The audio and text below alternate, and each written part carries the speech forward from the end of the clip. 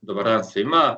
Evo, dobrodošli na današnji video call koji imamo sa gospodinom Darijom Periškićem, gdje ćemo u ovih nekakvih 5 do 10 minuta pokušati odgovoriti na pitanje vezano za trenutno stanje svinjogojstva u Hrvatskoj. Svi znamo da je svinjogojstvo kao djelatnost vrlo zastupljena u hrvatskoj poljoprivredi i jedan je od temeljnih djelatnosti koja ima dugu tradiciju u samoj primarnoj proizvodnji, no u zadnjih 20 godina bilježi negativne rezultate što se tiče i same proizvodnje i prirasta i pada broja krmača. Dešava nam se situacija da veliku većinu zapravo potreba za svinjskim mesom moramo uvoziti. Paradoks da uz razvijeno hrvatski turizam, sektor turizma, prirodne potencijale koje Hrvatska posjeduje u vidu proizvodnje i žitarica i proizvodnih kapaciteta za same tovljenike, Hrvatska skoro pa polovicu potreba za svinjetinom mora uvoziti. Još jednom pozdravljam Darija. Pozdrav svima. Jednog od bivših srednje velikih primarnih proizvođača te osnivača prve proizvođačke organizacije u primarnom sektoru svinjogojstva. Dario, možeš li ti dati nekakav kratak rezime trenutne situacije u sektoru svinjogojstva? Kako je uopće Hrvatska došla u takvu situaciju da jednostavno ne možemo proizvesti dovoljno svinjetine za vlastite potrebe, odnosno zašto hrvatski svinjogojac nije konkurentan u odnosu na europske proizvođače? Pozdrav svima još jednom.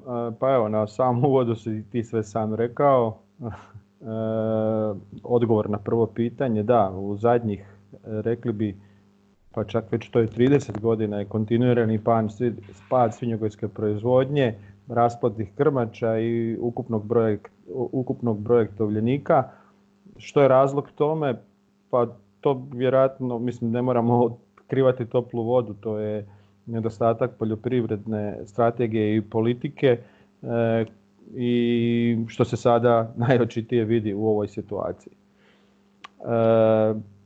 Tako da jednostavno imam jedan primjer gdje mogu reći kad dole na terenu gdje je jedan stariji gospodin bio direktor jedne velike farme krajem 80-ih, početkom 90-ih godina i kada je rekao da su dolazili Nizozemci na edukaciju u Hrvatsku da vide kako se uzgajaju i postižu odlični proizvodni rezultati, a da bi danas bila situacija da su Nizozemci među vodećim proizvođačima u svinjogojskom sektoru.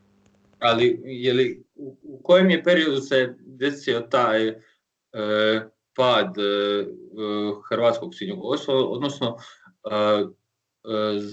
koji je glavni uzrok? Da li je možda sami taj prelazak iz nekakvog bivšeg samoupravljačkog modela socijalizma u kapitalistički model, možda čak i ovaj nekakav prelazak Hrvatske, odnosno ulazak Hrvatske u Europsku uniju dodatno naštetio hrvatskom svinjogojstvu, ili je to jednostavno kontinuirano nekakva loša agrarna politika prvenstveno prema sektoru svinjogojstva?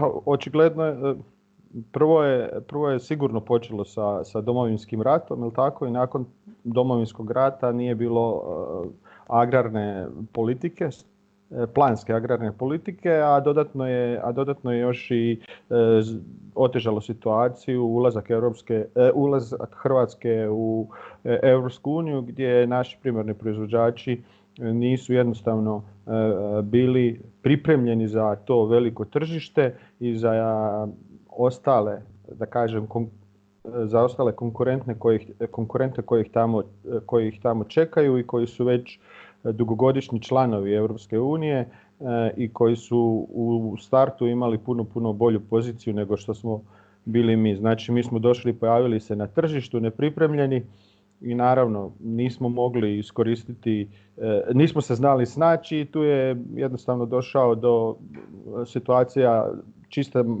čista situacija na tržištu, kupuje se jeftinije i jednostavno raste uvoz, stagnacija naših proizvoda i to je naše proizvodnje i to je jednostavno, kažem, razlog zašto je došlo do još dodatnog većeg pada u našoj samoj toj proizvodnji. Da. A kako gledate na trenutnu situaciju koja je u Hrvatskoj? Ajmo reći da zadnjih 2 godine hrvatsko svinjogojstvo karakteriziraju 2 stvari, znači to je pojava afričke svinjske kuge, trenutno pozitivno utječe na hrvatsko svinjogojstvo, i ova trenutna aktualna situacija koja je vezana za samu pojavu koronavirusa, vidimo da sve više ne samo i hrvatskih potrošača, ljudi koji kupuju svinjetinu, nego i trgovačkih lanaca okreću se nekako toj domaćoj potražnji svinjetine. Da li je možda, vidite li ovo kao nekakvu prekretnicu? Pa cijela ta priča je krenula po meni još prije par godina kada se pojavila oznaka Hrvatske poljoprivredne agencije Kupujmo Hrvatsku, jel tako? Meso hrvatskih farmi, gdje se tu pomalo počela priča vrtiti, a ovo sada što se događa sa afričkom kugom i koronavirusom je samo još jedna za nas prilika da se resetiramo i da postavimo stvari na zdrave temelje i da pokušamo iskoristiti ovaj reset i krenuti pametnije dalje u budućnost. Dobro. Hvala Dario na ovim komentarima, veselim se našoj suradnji i drugim videima koji ćemo snimati.